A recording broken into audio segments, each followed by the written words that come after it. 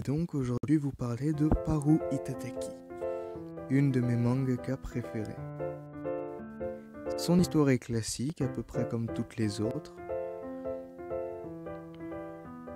Elle aime dessiner depuis l'enfance, elle se lance dans des études liées à la pop culture, et son livre pète tous les records à son premier tome.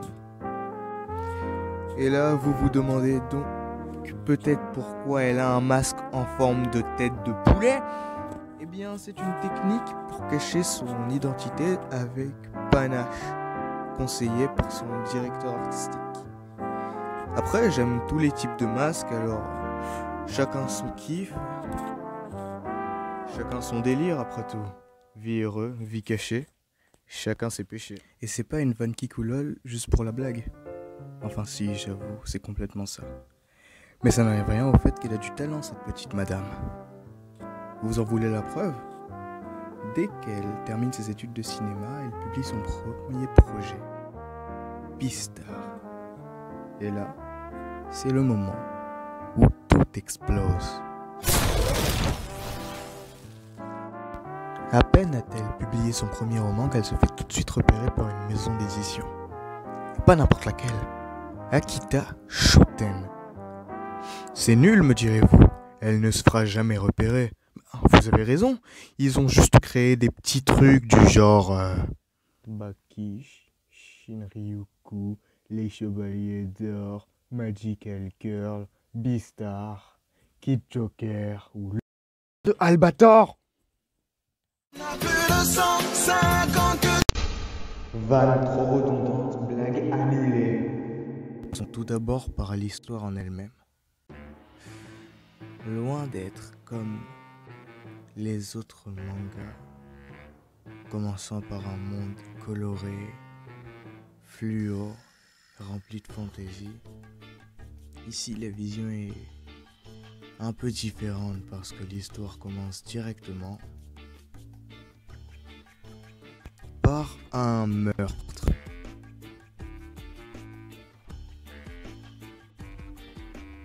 Et que 3 pages plus tard, on a une tentative de meurtre. Oui, à nouveau. Et des préliminaires dans le chapitre suivant. À ce moment-là, il y a Berserk pour faire la concurrence. Tout d'abord, Legoshi. Même si, au premier abord, il peut paraître très mystérieux, voire pour certains personnages passer pour le méchant de l'histoire, et que son chara-design et sa personnalité sombre n'arrangent pas grand-chose. Genre, vraiment pas. Eh bien, il se révèle être juste un asocial, un peu mystérieux, avec des tendances poétiques, qui cherche juste à... Eh bien, en fait, on ne sait pas ce qu'il cherche, parce qu'il n'a pas de but. Il erre dans l'école, en essayant de ne pas se faire remarquer, telle une âme vagabonde. En fait, je vais d'abord commencer par vous parler de Beastar. Mais pas de ce Beastar. De Beastar. En fait, un Beastar, c'est un titre qu'on donne aux meilleures personnalités, Carney, Herbie, peu importe tant qu'elles sont influentes et qu'elles mettent un peu en exergue la population. Je prendrai comme exemple Louis, la personne considérée comme ayant le plus de chances d'être le prochain Beastar, jouant le beau gosse de la classe et adulé et admiré de tous, éprouvant un grand respect du protagoniste et une loyauté à toute épreuve. Il sera aussi la 3e maille du triangle amoureux entre le protagoniste et Haru, même si lui la considère plus comme un plan cul, quoi.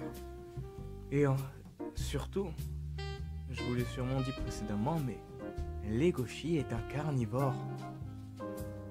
Et elle, c'est un tout petit rongeur de quelques grammes et qui n'a pas beaucoup de chances de survivre dans un monde tel que celui-ci. Il fait au moins 60 fois son poids et 10 têtes de plus qu'elle. Une romance qui naît de telle avait peu de chances de naître. Pour vous dire, la première fois qu'ils se sont rencontrés, ouais, Legoshi était sur le point de la trancher façon kebab. Ensuite, Haru.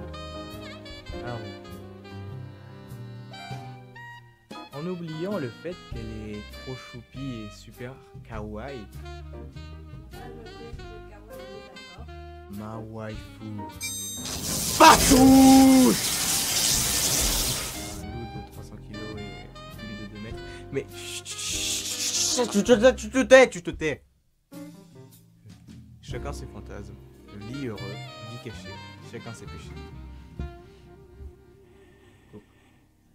Leçon de morale.